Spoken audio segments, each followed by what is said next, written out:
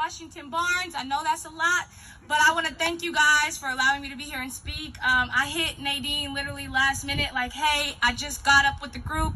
Can I get on the mic for a minute? And she's like, yeah, go ahead. So thank you guys. I want y'all to give yourselves a round of applause for being here. It takes a lot of courage because I'm sure y'all got backlash from family and friends and associates saying, why are you going there? Why does it matter? It doesn't affect you. So thank you for being courageous enough to stand. Thank you for being courageous enough to speak out. Thank you for being courageous enough to post. Have difficult conversations with friends and family. Because even though it may not seem like it, you are making a difference.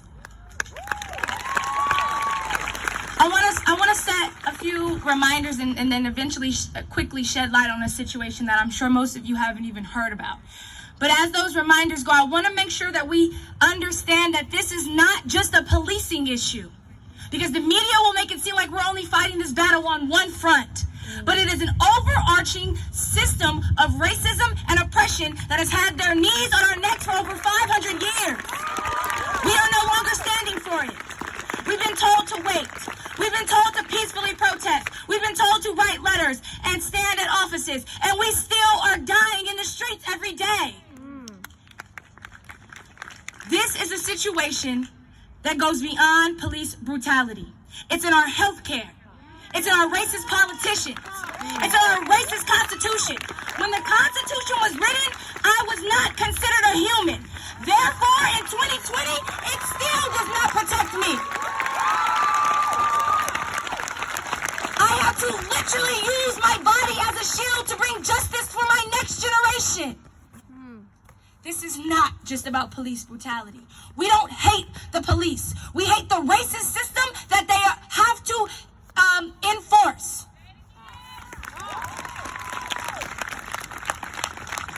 Our children's lives are at stake every day when we send them to education systems that don't care about giving them a proper education. Systematic racism. Our health care is, black women die at tremendous rates in childbirth to this day because we aren't considered as in pain as others. Systematic racism. Our neighborhoods are living in poverty. Systematic racism. We have food droughts. We're dying every day, and they want us to think that it's just on one front, but I'm here to make sure we know and that we stand up on all fronts, that we no longer call our politicians, we show up at their offices unannounced.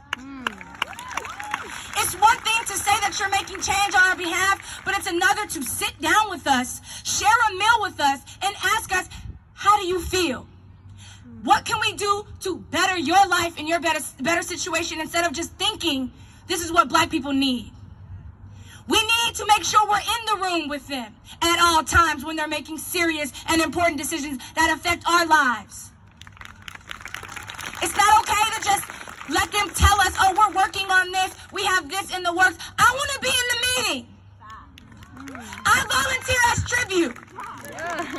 I want to make sure they stick to their words and put it into action and put the pen to the paper. Another reminder, it's about policy change. It is about procedure and practice and law change. I don't want reform. I want a total breakdown and rebuild. I don't want to give them a chance to rewrite me out. We will tear down the system and rebuild it with the mind of the people. Black lives matter. Black lives matter. Black lives matter. No justice. No peace. No justice. No peace. Say his name. George Floyd. Say his name. George Floyd. Say his name. George Floyd. We will see change. We are the change. When we look back at this in 5 years, I don't want any of us to have to sit and say, I wasn't a part of it, I missed out, I'm sorry. I want to be able to tell our children, we stood for you. We use our bodies as shields. We use our voices to carry change across nations. Make sure everybody knows that Castro Valley is on the map for change. Yeah! No justice! No peace! No justice! No peace! And as another reminder as to why this is not just one front, why this is a fight on an overarching system of oppression, How many of y'all have heard of Sharon Washington? A 29-year-old black male who checked into a Kaiser hospital at 12 a.m. and was pronounced dead by 8:21 a.m. None of you. Because the media won't portray it, the newspapers won't talk about it, and of course our healthcare and politicians don't give a damn. Sharon Washington was my brother, my big brother. I sat in the hospital with him for 8 hours, watching his lungs actively fill with blood, while healthcare officials sat around and cared more about the color of his skin and his insurance status than actually saving his life.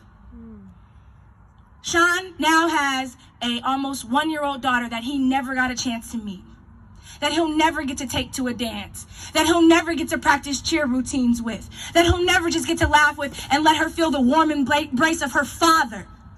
We are losing our mothers, our fathers, our children, our nieces, our nephews to this racist, broken system, and we will no longer stand for it. Sean was left to die that day. His cause of death was his asphyxiation on the blood filling in his lungs. Asphyxiation has become a common theme in this country. We have literally had foots on our necks from the beginning of time. Before I was born, I was considered a crime. Stand with me. Fight with me. Love with me so that I don't have to keep telling these stories. So that you don't have to come out here and protest in the streets and demonstrate.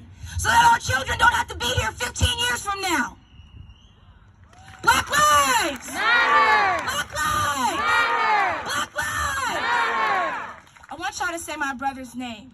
Sharon Washington. Say his name! Sharon Washington!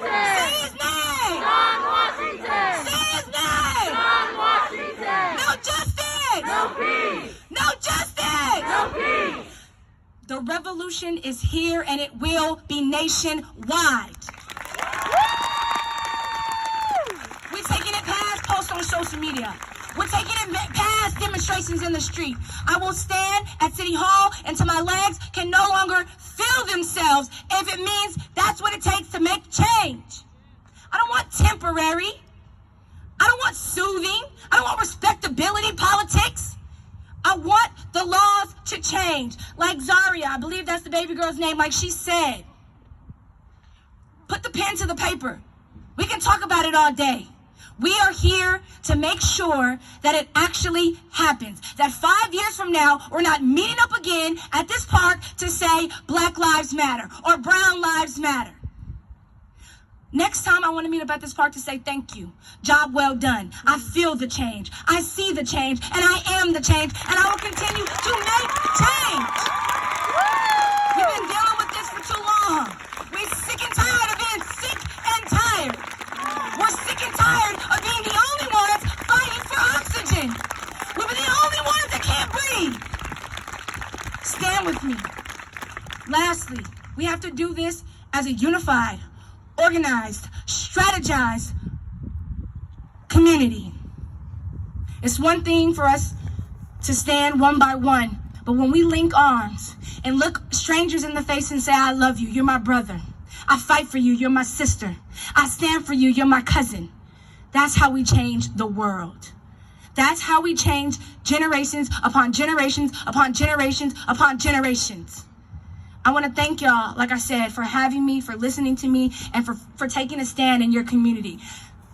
Repeat after me. When I say the revolution, you say it's here. The revolution Is here! The revolution Is here! Hold on. I can't hear y'all.